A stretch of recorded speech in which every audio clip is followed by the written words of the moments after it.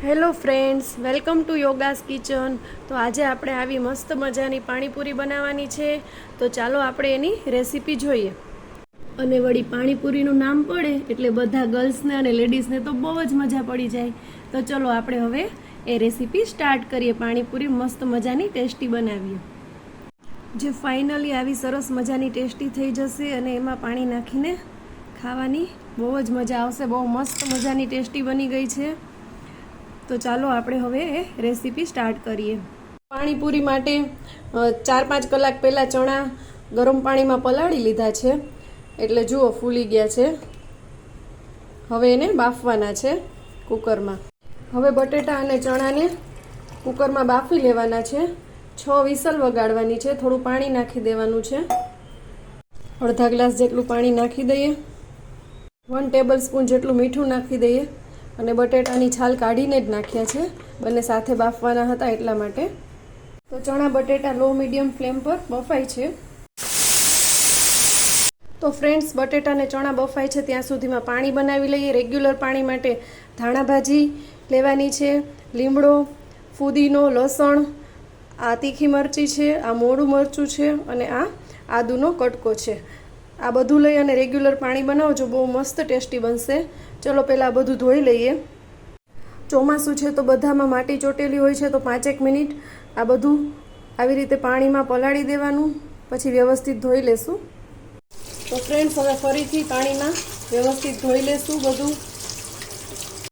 તો હવે પાણી બનાવવા માટે બધું જ મિક્સરમાં પીસીએ એ પહેલાં લસણની ઝીણી કટકી કરી અને એને ખાંડી લઈશું. થોડું અંદર મીઠું નાખી દઈશું એટલે વ્યવસ્થિત ખંડાઈ જશે, એટલે સરસ એકરસ થઈ જશે. નહીંતર લસણની કટકી આવશે વ્યવસ્થિત, એમાં એકરસ થશે નહીં. તો જુઓ ફ્રેન્ડ્સ, પાણી માટે કોથમીર, લીમડો અને ફુદીનો ધોઈને તૈયાર થઈ ગયા છે. ખાંડેલું લસણ અને આદું છે ખમણેલું, મોરું મરચું અને તીખી મરચી, આ બધું તૈયાર છે. હવે મિક્સરમાં બધું પીસી નાખીએ. તો ફ્રેન્ડ્સ, મિક્સર જારની અંદર ફુદીનો, લીમડો, કોથમીર, ખાંડેલું લસણ અને આ બધું જ આદુ મરચાં બધું નાખી દેવાનું છે. થોડું અડધા ગ્લાસ જેટલું પાણી નાખી દો. તો જુઓ ફ્રેન્ડ્સ, મિક્સરમાં સરસ પીસાઈ ગયું છે. તો હવે આ બધું આપણે એક કન્ટેનરમાં કાઢી લઈએ. ઠંડા પાણીથી મિક્સર જારને વ્યવસ્થિત સાફ કરી લઈશું, એટલે આજુબાજુ ચોટેલું બધું જ આમાં આવી જાય ફરીથી આ કન્ટેનરમાં. હજી થોડું વધારે પાણી, ઠંડુ પાણી નાખવાનું છે. એ પાણીમાં સ્વાદ પ્રમાણે મીઠું નાખી દો. હવે 1 ટેબલ સ્પૂન જેટલું સંચર નાખી દેવાનું છે. હવે એમાં લીંબુ નીચવવાનું છે. સ્વાદ પ્રમાણે પાણી ચાખી લેવાનું, જેટલું યોગ્ય લાગે એ પ્રમાણે, જેટલી ક્વોન્ટિટી હોય એ પ્રમાણે નીચવી લેવાનું. તો ફ્રેન્ડ્સ, મેં પાણી ચાખી લીધું છે. મસ્ત બની ગયું છે કમ્પ્લીટ.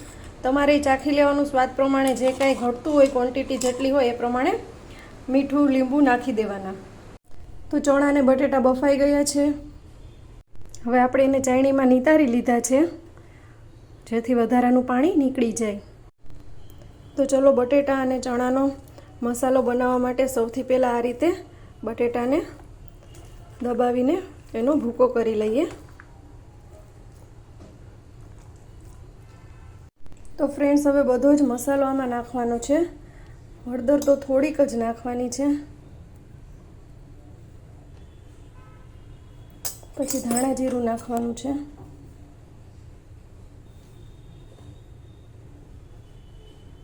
Two tablespoon. પછી જેટલું તમે તીખું ખાતા હોય એ પ્રમાણે લાલ મરચું પાવડર નાખવાનો છે. મેં 2 ટેબલ સ્પૂન નાખ્યો છે. અને સ્વાદ પ્રમાણે મીઠું અને થોડું લીંબુ.